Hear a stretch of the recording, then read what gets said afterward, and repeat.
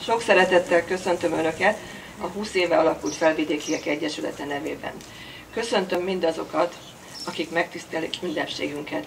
Elsősorban azokat, akik emlékezni jöttek, másoknak pedig a tiszteletet, amelyet megkerestek bennünket. Köszöntöm Potápi Árpád János, nemzetpolitikáért felelős államtitkárt, országgyűlési képviselőt, Filoné Ferenc Ibolyát, városunk polgármesterét, a Felvidékről érkezett polgármestereket, Hotvári Ferencet, Kismácsédról, Jakócs Krisztinát, Deákiból, a félig küldöttséget, a Mórágyról érkezett Lökner Henriket és csapatát, Kakasdról Bányai Károlyt, Kismányokról Simon Lászlót. Köszönjük szépen, hogy megtisztelnek bennünket.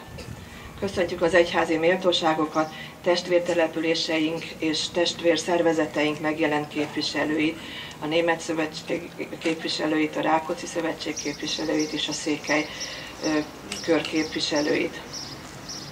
Mi felvidékiek ma arra emlékezünk, hogy a világpolitika mit tett velünk ezelőtt 70 évvel. 1947 tavaszán, amikor április 12-én katonai kísérettel felpakolták és vagonokba rakták az első családokat, hogy több napig tartó utazással valahol majd kirakják őket Magyarországon. Ők akkor úgy tudták, hogy a szlovákokkal cserélnek házat, de sajnos nem így történt. Igaz, hogy volt rá példa, hogy a szlovákokkal cseréltek, de amikor Szobnál a vasútállomásra érkeztek, és több napi várakozás után találkoztak a szembe érkező vagonokkal, amelyekben német családok voltak, akkor döbbentek rá arra, hogy őket tulajdonképpen becsapták. Nagyon jó példa erre Tolna, Baranya, Bács-Kiskun megye, és tulajdonképpen a Dunántúl összes régiója. Ezen eseményekről emlékezünk ma, és szeretném felkérni államtitkár urat, hogy mondja el beszédét.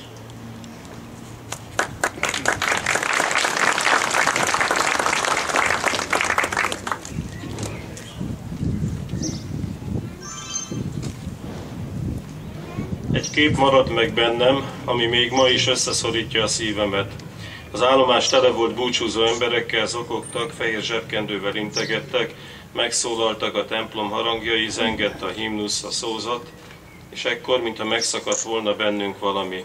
Elhagytunk mindent, amiért addig éltünk, barátokat, iskolát, templomot, otthonunkat, szülőföldünket. Már csak a víztorony tetejét láttuk, de még mindig sírtunk.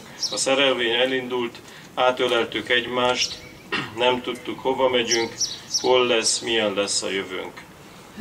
Tisztelt elnökasszony, polgármesterasszony, polgármesterasszonyok, polgármester urak, hölgyeim és uraim, kedves honfitársaim, bonyhádiak, felvidékiek, mindenki, aki megtisztelt ezt az ünnepséget. Ekképpen emlékezett vissza egyik felvidéki honfitársunk szülőfalujától való búcsúzásának pillanatára.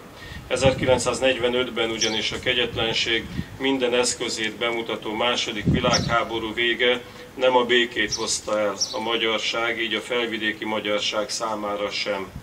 A legsúlyosabb megpróbáltatások csak eztán vártak rájuk. Hontalanná váltak saját hazájukban. Még az ostrom idején Budapesten járta egy mondás, élvezd a háborút, mert a béke sokkal rosszabb lesz.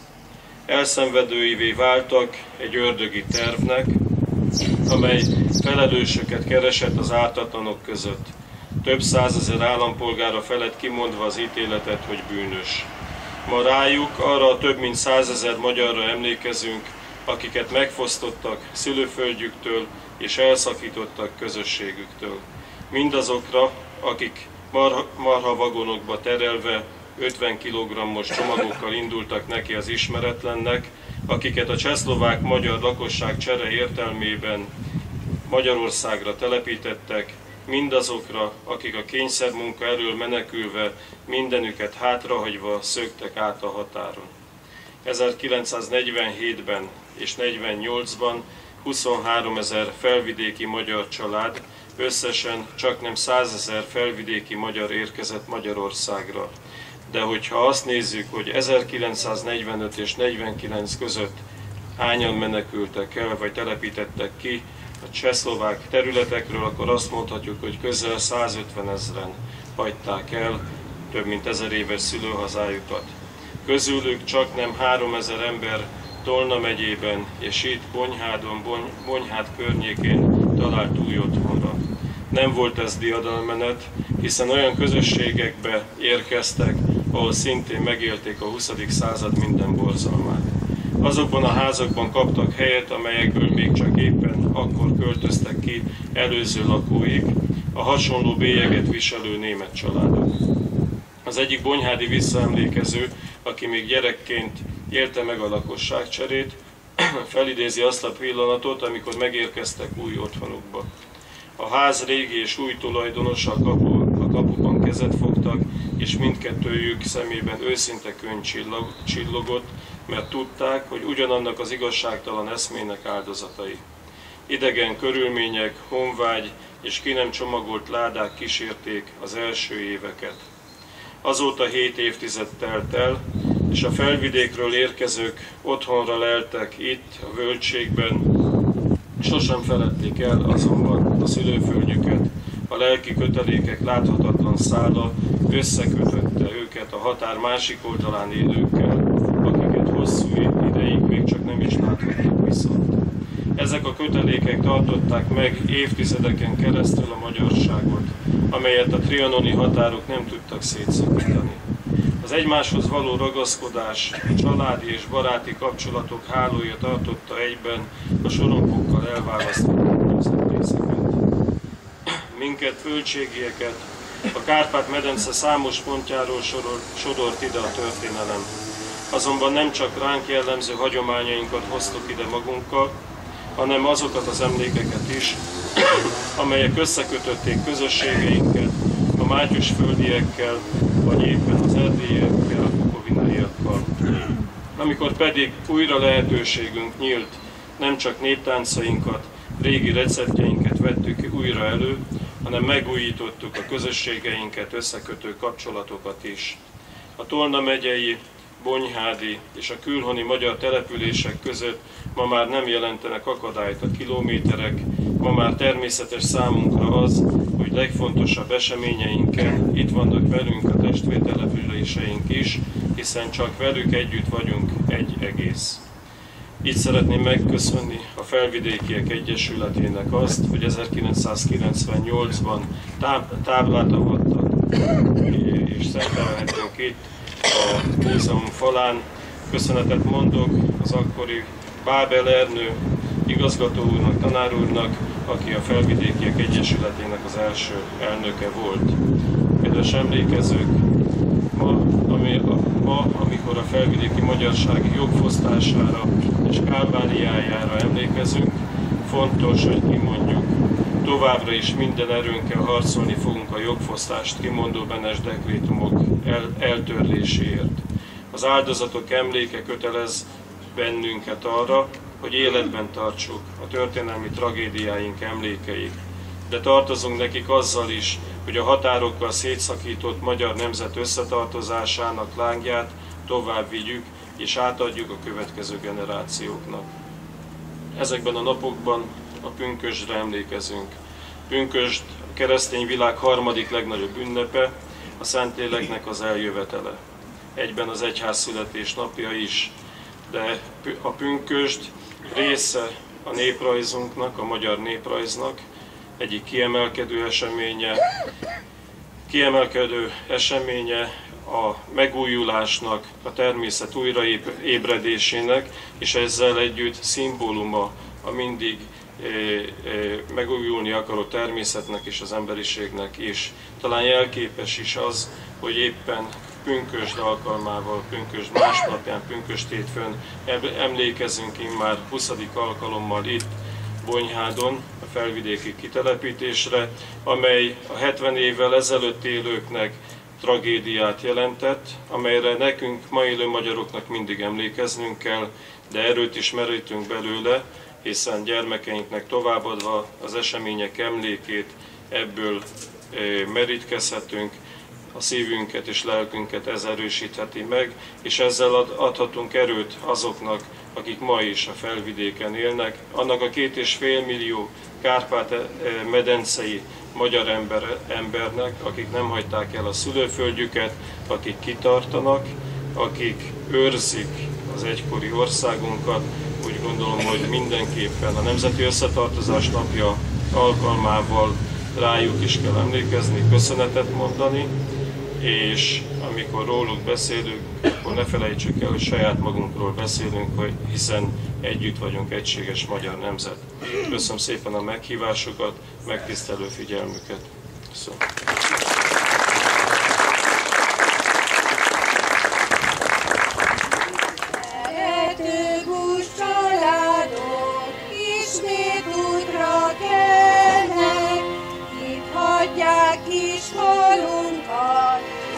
Határba mennek, mint a vándor madarak, mi is vándorolunk. Vajon hol ismered ezt, majd a mi otthonunk? Megységvándor madarak ismét visszajönnek, sok gonddal, fáradtsággal, új fészket készítnek. Mi is rakjunk fészkeink, messze a távolban, sok gonddal, fáradtsággal, egy másik otthonban. Mindenkitől búcsúzunk, akiket szerettünk, akikkel szeretetben oly sokáig éltünk. Segítő Szűz Mária, te vezéreld őket, mi pedig imáinkkal kísérünk titeket. Segítő Szűz Mária, te vezéreld őket, mi pedig imáinkkal kísérünk titeket.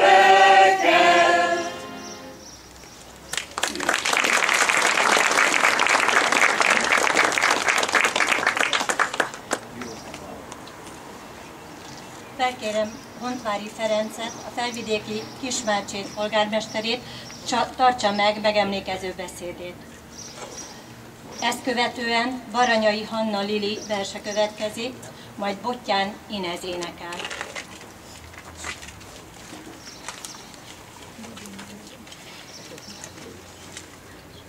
Jó napot kívánok! Tisztelt államtitkár úr, tisztelt polgármesterasszony, szervezők, konyhaadiak, felvidékiek, tisztelt emlékezők! Lassan 100 éve annak, hogy 1920. június 4-én Versailles-ban, a trianoni teremben megköttetett a világháborút lezáró békediktátum. Akkor még a nagyhatalmak sem tudták, hogy ezzel a diktátummal nemhogy békét hoznak Európára, hanem egyenesen bekódolják a második világháború kitörését. Elkezdődött az államhatárok tologatása az emberek feje felett, és a legnagyobb vesztes Magyarország volt. A cél az volt, hogy megszüntessék a multikulturális államokat, mint például az osztrák-magyar monarchia volt, és nemzetállamokat hozzanak létre.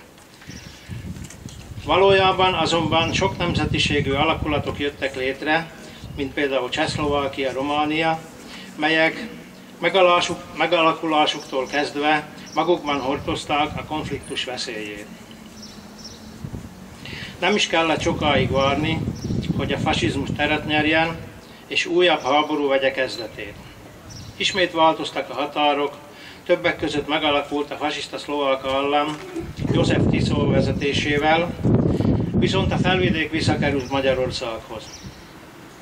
Tiso lakályi módon kiszolgálta hitleri Németországot, a második világháború lezárásakor mégis a győztesek között találta maga a Szlovákia, köszönhetően a szlovák nemzeti felkelésnek és a csehekkel újból összeáll Csehszlovákiának, melyhez ismét hozzácsatolták Felvidéket is. A lakosság ennyi háborús megpróbáltatás után joggal bízott abban, hogyha szegényen is, de végre békességben élhetnek szülőföldjükön, hiszen a 20. század első felében nagyon sokat szenvedtek. Ugye sok háború, a nélkülözés, nincstelenség, éhínség. Itt szeretném felhívni figyelmüket Szomolai Tibor Felvidék szága című könyvére, mely elődei a családja keretén belül, vagy a családján keresztül mutatja be a 19. század végétől, hogy a királyrévi és az alsószeli felvidéki magyar emberek hogyan élték meg ezeket az éveket, és milyen volt az életük. A felvidéki emberek reményét gyorsan keresztül húztak az úgynevezett Benes dekrétumok. Mivel az államhatárokat már nem lehetett tologatni, az embereket kellett telepíteni a határokon túlra. A kollektív bűnösség elve alapján a magyarokat és a németeket, mint háborús bűnös nemzetet megfosztották állampolgárságuktól, elkobozták vagyonukat, elvesztették vállalkozásaikat, munkahelyüket az állami szektorban, az egész egzisztenciájukat. Csehországból kitelepítették a szudétanémeteket, és 1947. februárjában megkezdődött a felvidéki magyarság deportálása Csehországba. Ennek két lényege volt, az egyik, hogy a kitelepített németek után munkaerőt biztosítsanak a cseh gazdaságnak, a másik pedig az, hogy rávegyék az akkor még húzódozó Magyarországot a lakosságcsere megindításához. Csehországba Kismácsédról 234 embert, 58 családot deportáltak. Ez olcsó munkaerőt jelentett, holott a propaganda azt szajkózta, hogy az emberek önként mentek dolgozni. Amikor a nagyhatalmak külföld nem tudta valójában, hogy mi történik Csehszlovákiában, amikor erről tudomást szereztek, akkor próbáltak nyomást gyakorolni Csehszlovákiára, és Magyarország is beleegyezett a lakosság cserébe. Ugyanis abban az időben már a későbbi Csehszlovákia államelnök Gusztáv Huszák vezetése alatt lévő bizottság hónapok óta győzködte a magyarországi szlovákokat az áttelepülésre a lakosságcsere egyezmény alapján. Azt ígérték nekik, hogy minden jó lesz, kapnak vagyont, ami részben igaz is volt, de ezt 2-3 év után elvették tőlük a szövetkezesítés folyamán. Úgyhogy tulajdonképpen a szlovákokkal is kitoltak, csak azzal a különbséggel, hogy ők önként jelentkezhettek, a magyaroknak pedig menni kellett. 1947. április 12-én a nagymácsédi, a nagyfödémesi és a lévai járásbeli Tergenyéről indítottak útnak az első kitelepített gazdákat. Kismácsédról 1947. május 5-én indult az első csoport, melyet még 5 követett. A legtöbb családot, 18-at Kismácsédról ide Bonyhát környékére Kisdorogra telepítették. A kutatás mai állása szerint Szlovákiából 81 család, ugye a fehér laposok könyvben 64 család szerepel, a legújabb adatok szerint 81 család, körülbelül 315 tagja került kitelepítésre. Magyarországról 57 szlovák családot telepítettek Kismácsédre. Az 1938. decemberi népszámlálás szerint Kismácsédnak 836 lakosa volt, 47-48-ban a deportálásokkal és a kitelepítéssel körülbelül 550 lakosát vesztett el, az 2/3 nagyjából. De az egész felvidéken talán nincs olyan család, akit ne érintettek volna ezek az események. Sokan évekig nem csomagolták ki holmiaikat az új hazában, mert nem hitték, épp ésszel nem tudták fölfogni, hogy ez végleges megoldás lehet. Nagyon sokan bíztak abban, hogy hazatérhetnek, nagybetűvel a hazatérést. Mi tegnap érkeztünk, és mikor Nagyvejkén megálltunk Varga Zsófi néniéknél, és hát vendégek jöttek, akkor természetesen szívesen fogadtak bennünket, de amikor Zsófi néni, aki 95 évet is megélt már, és nem gyerekfejjel volt kitelepítve Kismalcsédról, mikor megértetted, hogy tulajdonképpen Kismalcsédról jöttünk, akkor azt kellett volna látni a szemeit, hogy hogyan felderültek. Hogy nem csak mint vendégeknek örült, hanem mint kismalcsédiaknak is.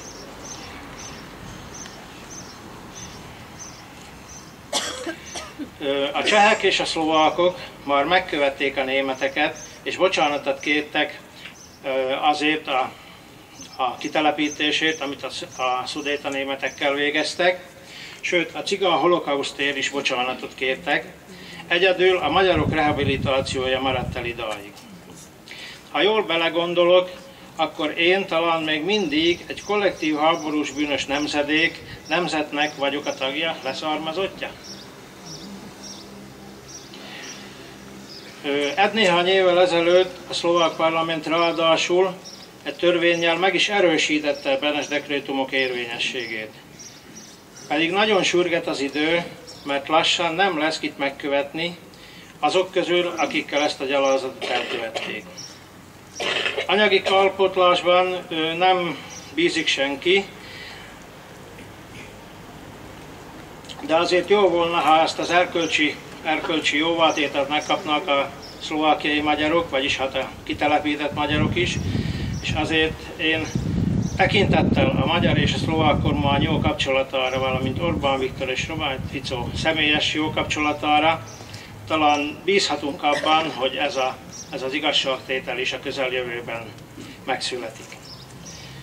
Végezetül én még szeretném elmondani, hogy 2017-ben Kismalcsédon van egy hősök tere, nem csak Budapesten, hanem mi nálunk is, és ott ebben az évben felújítottuk az úgynevezett országzászlót, amit ugyebár a visszacsatolás alkalmával építettek minden községben, annak idején, 38-39-ben. Azon kívül 3 emlékművet is avattunk. 2017. március 15-én az 1848-as szabadságharc emlékművét. Ezt azért tartottuk fontosnak, mivel a hősök terén ott található az első és a második világháborús hősöknek az emlékműve, és ez idáig ott szoktunk koszorúzni március 18. alkalmából, március 15. alkalmából úgy gondoltuk, hogy illő lenne egy emlékművet avatni, úgyhogy ez történt meg március 15-én.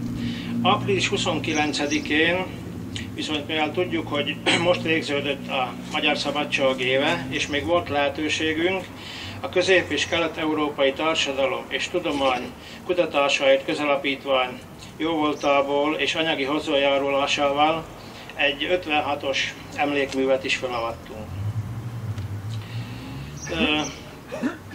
Talán nem teljesen időrendi sorrend ez, mivel hogy az 56-os eseményeknek kerek évfordulója ugye még tavaly októberben volt, de mivel ez a lehetőség így az idei évre elhúzódott, és Kismalcsédon közben felkutattuk, hogy Bilicki András személyében, aki 34-ben Kismalcsédon született, majd 47-ben a családjával együtt kitelepítették Magyarországra, az 56-os eseményeknek a részese volt, és sajnos 1956. október 31-én Kistarcsán egy tudóllövés következtében elhunyt. Az azt jelenti, hogy Kismalcsédon nem csak az 56-os eseményeknek állítottunk egy emlékművet, hanem Bilicki Andrásnak is, aki részese volt ezeknek az eseményeknek, és ilyen módon is próbáljuk most már majd megőrizni az ő emlékét is, és természetesen leróni kegyeletünket az 56-os forradalom hősei előtt is. És végezetül május 7-én, mivel Kismalcsédról ugye az első transport 1947. május 5-én indult, akkor úgy jött ki, hogy május 7-én a kitelepítés 70. évfordulója emlékére is avattunk egy emlékművet. Ezeket az alkotásokat Schmidt Róbert, Szőgyéni fafaragó művész alkotta, mind a harmat, és én úgy gondolom, hogy így a Kismalcsédi Hősök terén egy méltó szobor és emlékműpart alakult, ahol ezeknek az eseményekre emlékezni tudunk, és le tudjuk róni kegyeletünket. És akkor az emlékév jelmondatával fejeznék be, ahol a hősöket nem felejtik, mindig lesznek újak. Mi is ebben a szellemben próbálunk majd minden évben emlékezni a hőseinkről, és ezek a hősök nem csak Bilicki András, nem csak a forradalom hősei, hanem a kitelepítettek elszenvedői is. Köszönöm, hogy meghallgattak.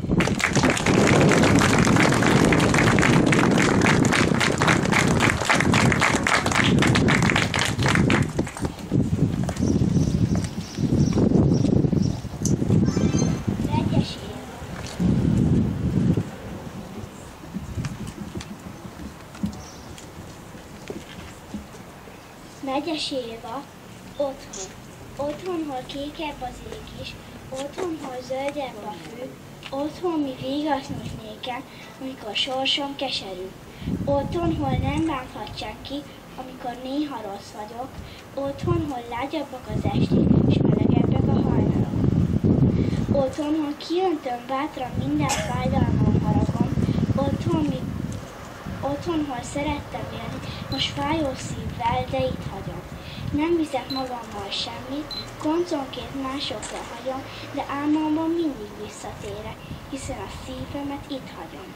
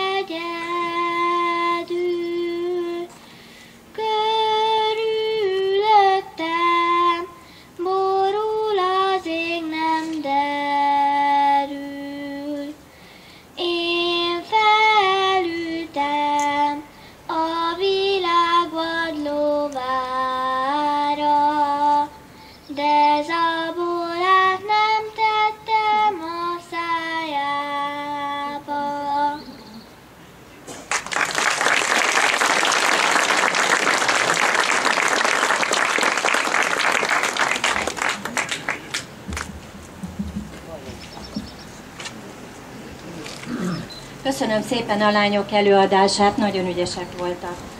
Most pedig megkérem Balogh Gyárfás urat, a Hajósi Felvidéki Kulturális Egyesületének elnökét, tartsa meg visszaemlékező beszédét.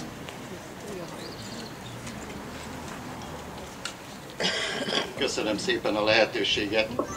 Tisztelt emlékező gyülekezet, államtitkár úr, polgármesterasszonyok, polgármester urak, egyházi elöljárók.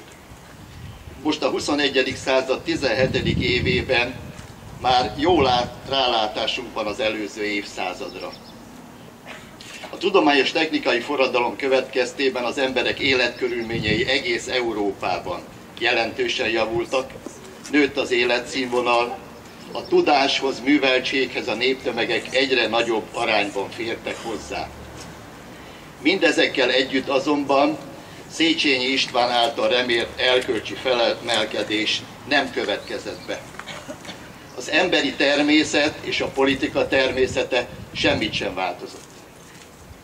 A 20. század 2 világégést, világháborút, több mint 10 millió ember pusztulását, milliók deportálását, kitelepítését, szülőföldjükről való elűzését hozta. Ebben mi magyarok több szempontból is érintettek voltunk és vagyunk. Félmillióra tehető azoknak a magyaroknak a száma, akik az első és a második világháború alatt, illetve azt követően kényszerből szülőföldjük elhagyására köteleztettek. És mindez a kereszténynek mondott és gondolt Európában történt, ahol a szerest fele barátodat, mint tenn magadat parancs, közel 2000 éves. Nekünk magyaroknak a mai napig fáj Trianon és az azt követő népmozgás. És nagyon fáj az a második világháborúban bekövetkezett népmozgás, amely a bukovinai székelyeket érintette. És ugyancsak nagyon fáj, hiszen ez a mi sebünk, annak a mintegy 90 000, 100 000 magyarnak az erőszakos kitelepítése 47-48-ban, a szülőföldjükről való elűzése.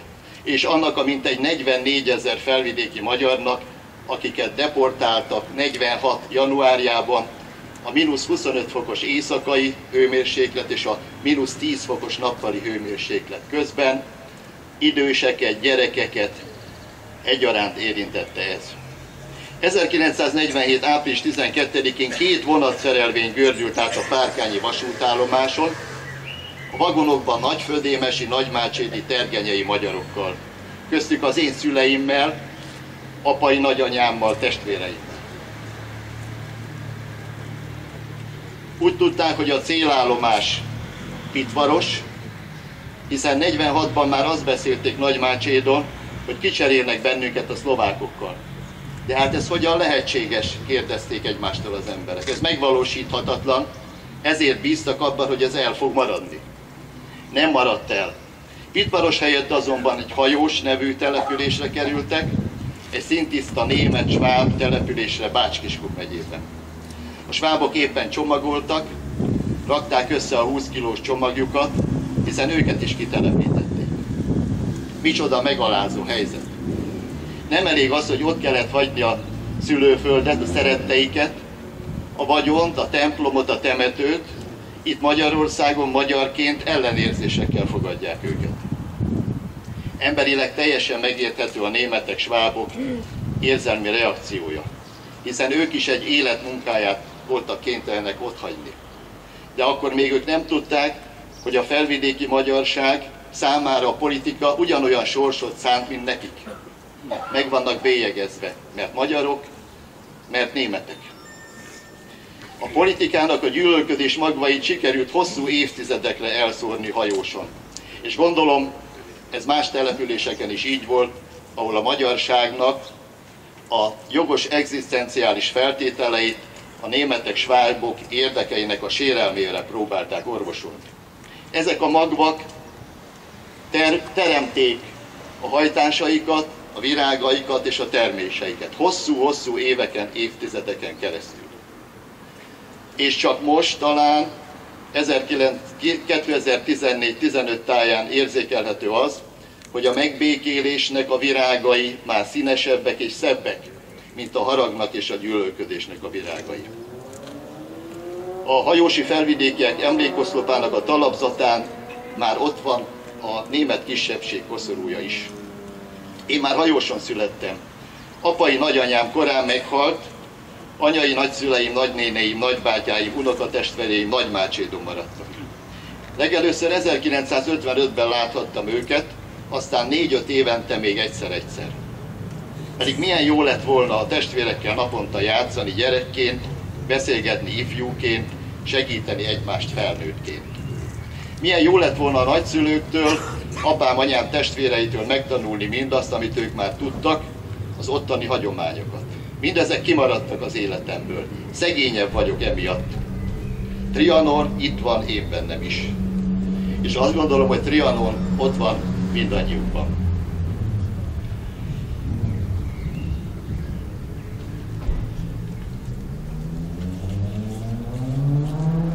Hajósra 306 családot telepítettek, a felvidék 17 településéről. A Hajósi Felvidékiek Kulturális Egyesületének több közös fellépése volt a Bonyhádi Felvidéki Egyesülettel, és ezt nem csak kulturális értelemben gondolom. A felvidéki magyarok anyagi kárpótlásának ügyében is tettünk közösen lépéseket. Az elődeink által felvidéken hagyott házak, földek, ingóságok értéke, bár ez családonként eltérő, de többszöröse annak, amit Magyarországon kaptak. Szabó Árpád Vámosladányból áttelepült felvidéki magyar, aki Hajóson lakik és jelenleg 90 éves, még mindig nem mondott le arról, hogy egyszer a felvidéki magyarságot anyagilag is kárpótolni fogják. Tudja és tudjuk, hogy ezt igazságosan már nem lehet megtenni, de egy jelképes összeg is sokat enyhíteni a fájdalmakon. Ezért ragadjuk meg most a lehetőséget, és államtitkár úron keresztül kérjük meg Orbán Viktor miniszterelnök urat, ne feledkezzen meg a felvidéki magyarok anyagi kárpótlásáról sem. Nagyon sokan meghaltak már azok közül, akik az áttelepítést elszenvedték, de hála az Úrnak még sokan élnek közülük 80 fölött és 90 fölött is. Azt is kérnénk a miniszterelnök úrtól, és erre már volt utalás a kismácsédi polgármester úr szájából is, hogy nem lenne már időszerű a Benes dekrétumokat kivenni a szlovák jogrendből. Vagy továbbra is fenntartják a magyarság kollektív bűnösségének abszurd állítását, hogy a felvidéki magyarság lenne bűnös a horthy rendszer bűneiért és a II. Világháború, I. világháború borzalmaiért. Vagy amit feltételezett Eduard Benes, hogy a szudétanémetek és a felvidéki magyarok miatt esett szét az első csehszlovák köztársaság. Mindannyian tudjuk, hogy nem a felvidéki magyarság és a szudétanémetek miatt esett szét az első csehszlovák köztársaság, hanem a prágai erőszakos asszimilációs politika miatt. Emlékezzünk az áttelepítést elszenvedőkre, mindazokra, akik még élnek, és azokra, akik Magyarország valamelyik temetélyében nyugszanak. Németh Gyula, naszvadi közíró, író gondolataival szeretném zárni visszaemlékezésemet. Szülőföld. Anyád suhogó parasztszoknyája, mindig egyformán öregnek ismert fekete kendős arcképe emlékeidben, kenyérdagasztó, teknél fölé hajló alakja. Apád reggeltől estig tartó robotolása, nyári megyborok kiváltotta ritka bőbeszédűsége. A félszer falába ütött kampollógó kasza, tokmánnyal és kaszakővel. Vasárnapi misékre felvett ünneplőruhák feketesége, az adventi roráték különleges hangulata. Az első áldozási ostya ízetlen íze a szádba, hiszek egy, mi atyánk, imádságok. Gábriel arkangyal védőszárnya az ágy fölötti szentképen, és a suglód fölött lassan vakuló tükörben.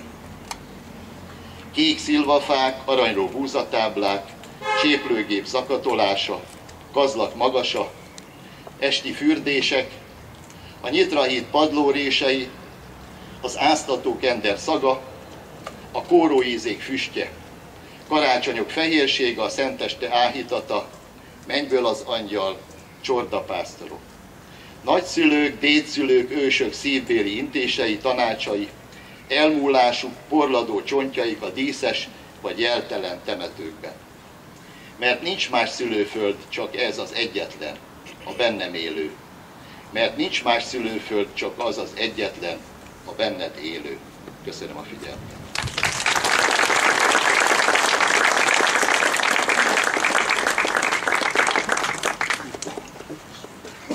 Kisfaludi Károly, szülőföldem szép határa. Szülőföldem szép határa, meglátlak-e valahára? Ahol állok, ahol megyek, mindenkor csak feléd nézek. Ha madár jön, tőle kérdem, virulsz-e még szülőföldem? Azt kérdezem a felhőktől, azt a susogó szellemtől. De azok nem vigasztalnak, busz szívemmel árván hagynak. Árván élek busz szívemmel, mint a fő, mely a sziklán kell. Hirdethajlékból születtem, hely tőled, betávol estem. Távol estem, mint a levél, melyet elkap a forgószél.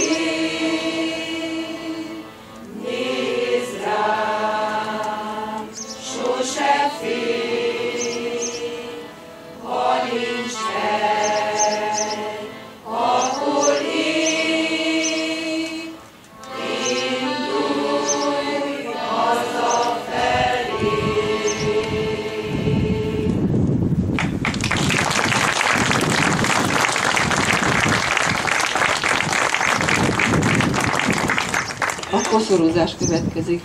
Kérem, hogy akik az emlékezés virágait elhozták magukkal, helyezzék el.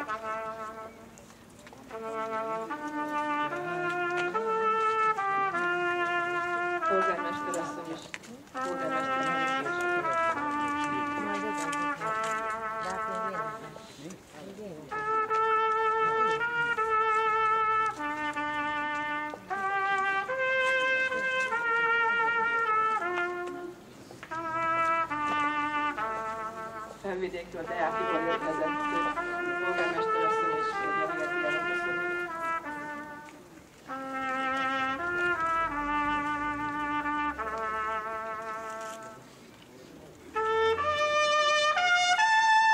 Katasból polgármester úr és kísérője.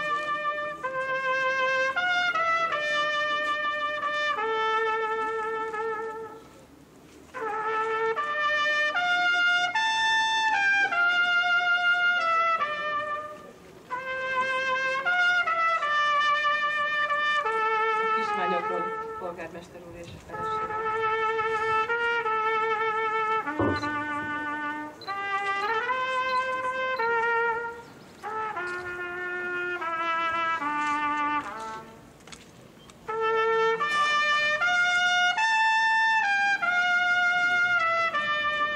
Morád község polgármestere és helyettese.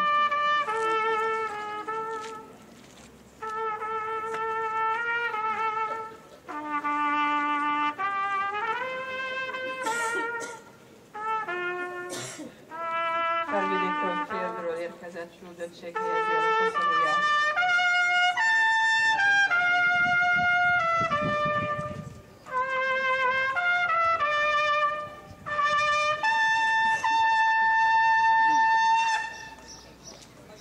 Hajósról Felvidékiek Egyesülete nevében helyeznek fel koszorút.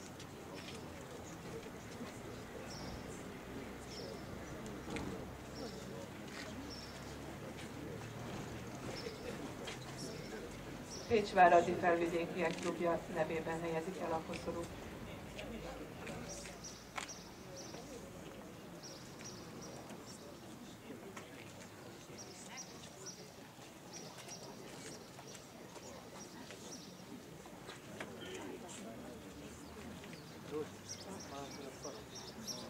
Kismácsét polgármestere és helyettese helyezik el a koszorút.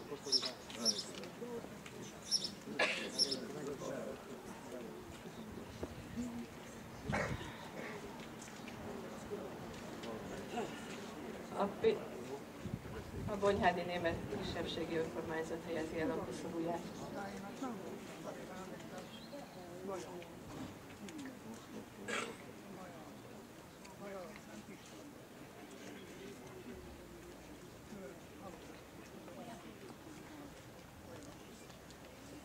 A Lánycsoki Felvidéki Klub helyezi el a koszorúját.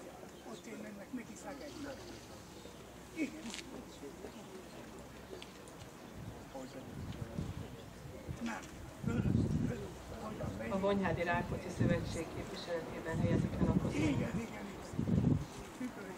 Dusnok sükölt, és ezen a Szent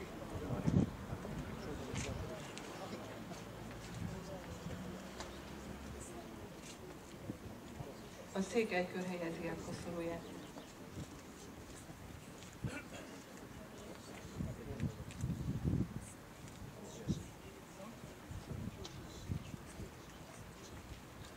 A felvidéki családok nevében Deákiból érkezett honfitárs úr helyezi el koszorúját.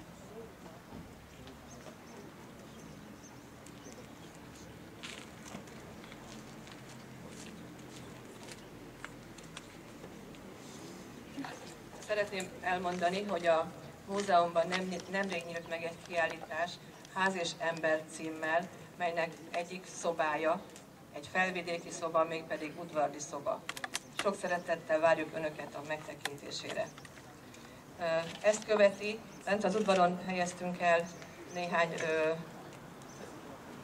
innivalót, és hozzá majd hozzuk a süteményeket, úgyhogy egy kis állófogadásra mindannyiukat sok szeretettel várjuk. Szeretném elmondani azt, hogy mi is tervezzük azt, hogy valamilyen maradandó szoborral, emlékoszloppal készülünk, illetve szeretnénk egyet meg elhelyezni a városban, és erre gyűjtést fogunk rendezni, illetve akik szeretnék felajánlani valamilyen összeget, azoktól szívesen fogadjuk. Kérem, hogy álljunk fel és énekeljük el a szózatot.